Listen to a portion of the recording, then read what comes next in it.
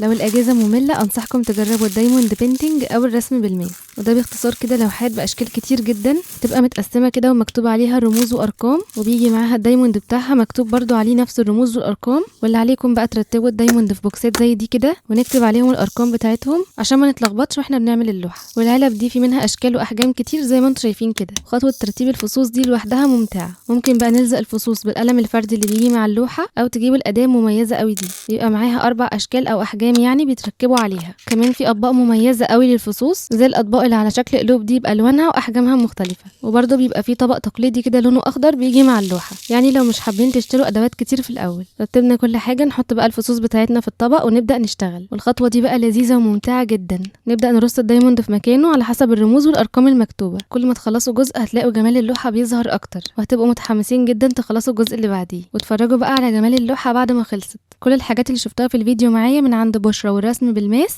هسيب لكم لينك السايت في الكومنتس لو حابين تطلبوا.